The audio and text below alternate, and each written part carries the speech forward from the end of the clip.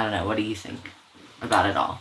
I mean, I think for me, it's not really about like feeling depleted. I feel like pretty good how I am. It's more just like I would like our homestead to like actually be like off-grid self-sufficient as quick as possible. Yeah. And I think like I don't want to say it's impossible to do that without animals, because I think like it's definitely possible, and it's substantially more possible in a tropical climate. Yeah.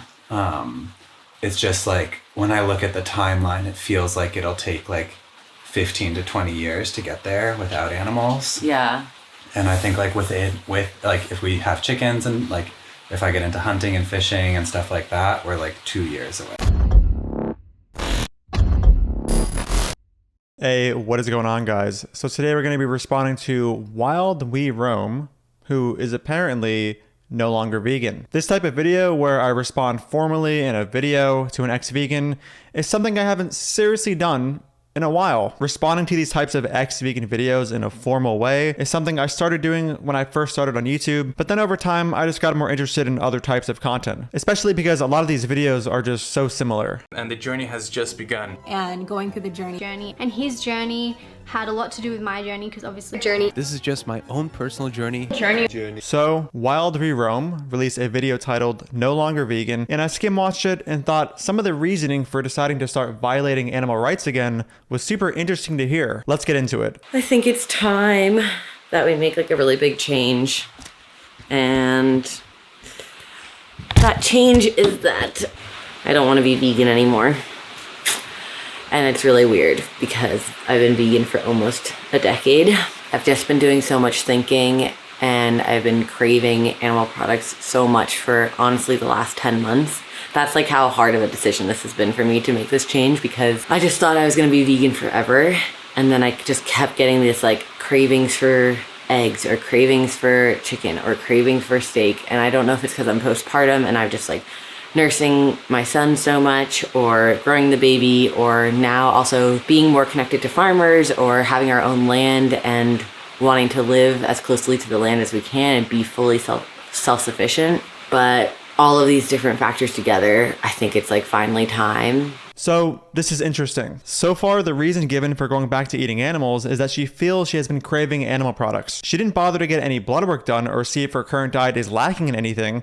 She just feels a craving for animal products. Well, surely having cravings for the body parts or secretions of another shouldn't qualify as a justification for killing or exploiting them for either. It's also interesting because, although I could be wrong in my interpretation here, it seems as though she is connecting this craving to some potential deficiency she may be having, a deficiency which she has not tested for according to the contents of this video. If she is doing this, I'm not sure how wise this is. I mean, I personally get cravings for junk food pretty often, and I don't just conclude that my craving for junk food is a sign that I need to consume junk food to resolve a kind of deficiency, or at the least that the thing I'm craving is something I need. If I did and decided to follow this kind of thought process, I would be obese. And I know it might be kind of hard for some people to hear. I know for me it was really hard, especially this first like half of me, the first 5 years of me being vegan, when people would say they aren't vegan anymore. It was like painful. I was like, oh my gosh, come on, like they must not be eating the right way, they must not be like, you know, taking the right supplements, and if they tried harder they could make it work, whatever.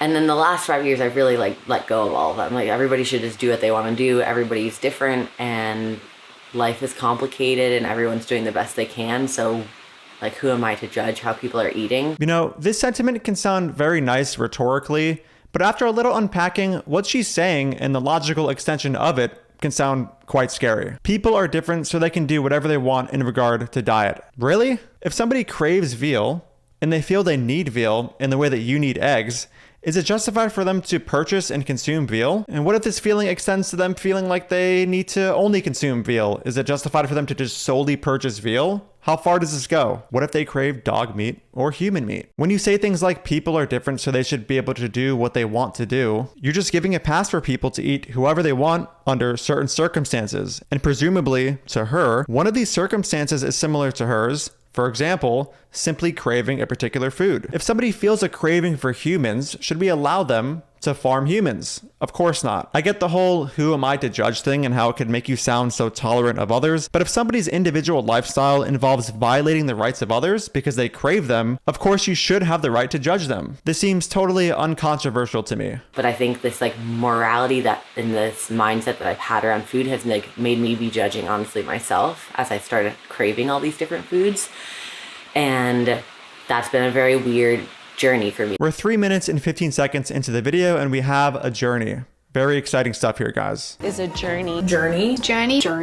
And I'm not sure why you should be morally judging yourself for craving animal products. Put simply, I don't think you should be judging yourself for having a feeling that you didn't choose to have. It's what you do with that feeling that has more room for judgment. If you have this feeling and then decide to start funding the systematic exploitation and murder of animals, I mean, yeah, that sounds like something worth judging somebody over. Wouldn't we do this for somebody who is craving dog meat, who then goes on to adopt dogs only to kill them for their flesh to satisfy the craving? What if someone did this with humans? They're, craving human meat, so they go and adopt humans only to kill them when they want to eat them to satisfy the craving. Journey for me the last 10 months, especially like raising my child. I want to make sure that like I'm doing everything I can for him. And that's not to say that you can't raise healthy vegan kids. I'm sure like people can make it work. But for me, if I was craving all these foods, and I was thinking about how we wanted to raise Max, I just realized that it's like this chapter of our life is coming to an end. And yeah. So that was a bit hard to follow, so I decided to write down what she just said. She said, quote, "I'm sure you can raise vegan kids. But for me, if I was craving these foods and I was thinking about how we wanted to raise Max, I just realized that it's like this chapter of our life is coming to an end. And yeah, not so sure what to gather from that. It really just seemed like a ramble. If I try to be as charitable as possible, it seems she feels like because she is craving these foods, she thinks her son might. So I guess he should also eat animal products. I'm not really sure, but if this is what she meant, of course, none of this follows. Craving a food does not necessarily mean you need it or you need it to grow as a child. Also, just as a side note, I am a vegan who also craves animal products. I've craved them for the 8+ years I've been vegan. So when I do crave them, I just consume vegan mock products and the cravings are fully satisfied. I think the thing is, I have to like be authentic to how I'm feeling. And right now, this is really like what I'm feeling. Like I need this. So this is another example of that kind of rhetoric that sounds very nice on its face, but when you break it down, it's just like, no, you shouldn't do that. Just because you feel a certain way doesn't mean the right thing to do is to follow those feelings. Of course, there are many times where this isn't true and following your feelings is a good thing, but I'm just making the point that following your feelings isn't always the right thing to do. If you feel like cheating on somebody, you definitely shouldn't stay true to your authentic self in that moment. Or if you feel like eating somebody, like in her case. It's weird because it's become part of my identity. And I think that that's part of it. I think becoming a mother like was such a massive shift in my identity. And then my brain changed or something. And now I feel this need to just try to live as much as we can off the land. Potentially Lou might get into hunting on our land. Like we have a really large deer population here. So we have a John Venus type of ex-vegan, somebody who was once vegan and now feels like they may want to shoot deer in the heart. I think it's really important for me, for my personal journey, to hunt and kill these animals myself. This seems like another thing she just feels like she wants to do. I'm not totally sure. If it is, I mean, here's another example of something you shouldn't do just because you feel like you want to do it. We want to get chickens soon, and then we could eat eggs from chickens. So it sounds like she is going to purchase laying hens from a breeder who have been artificially selected to the point of laying eggs at a very uncomfortable rate so that she can satisfy this egg craving of hers. Sounds very reasonable and fair to the laying hens who will now be laying eggs at a very uncomfortable rate to satisfy her egg craving, alongside the male baby chicks that would likely be killed off because they are useless to the egg industry. But yeah, so now I think that's our plan. We're gonna have some eggs. Maybe Lou will get into like fly fishing or something like that. You could have some fish. Using an artificial fly to lure fish to their death because she is craving fish. I'm sure the fish will enjoy being ripped out of the water by a hook in their mouth. And presumably this is okay because she is craving fish. I'm not totally sure what kind of morality she is basing these decisions off of. I may contact my friends at Elwood Organic Dog Meat and ask if we can throw dogs in water and fish for them too, because I'm all of a sudden craving dog meat. Maybe wild game. We also have friends who like raised goats and like they killed the goat at their land and like did it in a very, like, I mean, it's hard. I feel like my words are gonna get twisted. It sounds like she was just about to call the killing of a goat humane and then stopped herself because she realized just how ridiculous that sounds. Of course, murdering a goat who gives us zero reason to believe they would be better off dead is not humane. But it's like if somebody we know raised an animal and killed the animal and butchered the animal, I think I would be open to that. This is basically just local though. Because it is local or the immoral action was done by somebody they know, it's somehow okay to support it? Of course not. Imagine somebody saying if somebody they knew raised a dog and then butchered them when they had 10 plus years to live, I think that's something I would be open to. Obviously that would be whether you know the person who did the killing or not. I did watch some butchering videos the last few days to really kind of wrap my head around it. And it's a lot. There's no two ways about it. I feel like our culture is very removed from death and from killing and from slaughtering animals.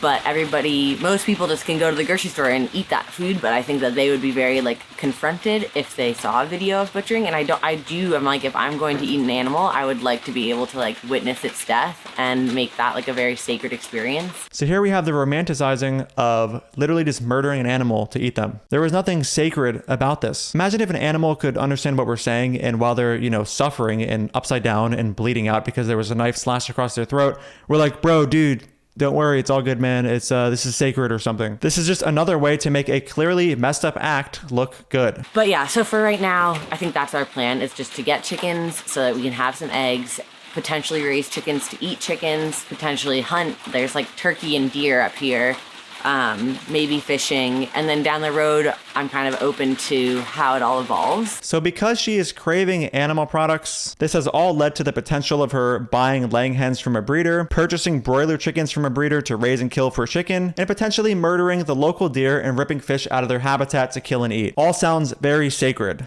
I don't know, what do you think about it all? I mean, I think for me, it's not really about feeling depleted. I feel pretty good how I am. It's more just I would like our homestead to actually be off-grid self-sufficient as quick as possible. Yeah. And I think I don't want to say it's impossible to do that without animals, because I think it's definitely possible, and it's substantially more possible in a tropical climate. Yeah. It's just when I look at the timeline, it feels like it'll take 15 to 20 years to get there without animals. Yeah. And I think if we have chickens and if I get into hunting and fishing and stuff like that, we're 2 years away. Yeah, I think it's a fat source as a vegan on a homestead, on a tropical location, you can have coconuts and have an avocado, and here we can't do that.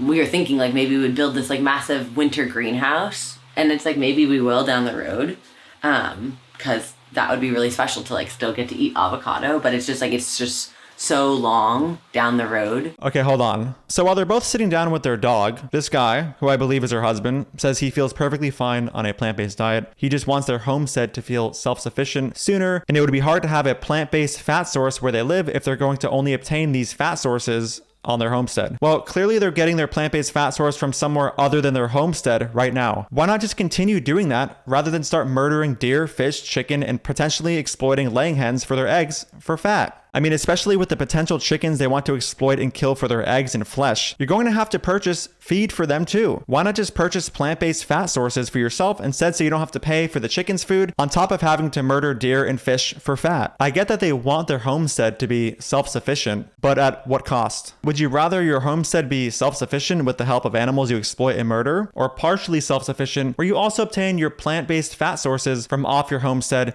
and don't have to also spend resources on chickens you plan to raise? And of course, by raise, I mean, raise to kill. There's just some things where it's I like eating vegan 99% of the time, and I feel I'm going to continue doing that. It's just there's that 1% of the time where it's I don't want to be stuck in this rigid group thing. Just for those situations, I feel we just have a ton of deer running around. Yeah. And So this part is interesting. He says, I want to eat vegan 99% of the time, but 1% of the time, I don't want to be stuck in this rigid groupthink. When there's a lot of deer in the area, I think we should drop the groupthink that shooting a deer in the heart is wrong and go ahead and murder a deer. This rigid groupthink kind of thing he's saying just sounds like vegan moral principles. We have them with human rights too. Sometimes being rigid can be good. like in the case of opposing murdering innocent people, or in this case, animals. Rigid groupthink has a very negative connotation, but can actually just represent people in a group being very principled and refusing to participate in something as unethical as murdering a deer who is minding their own business. But on the other hand, like watching the butchering videos and stuff like that, it's like, it's a huge change, and like, I don't really know. It's so hard to like know like how things will like evolve for us. That's the thing too. It's like we also like haven't done anything yet. Like I haven't even eaten the egg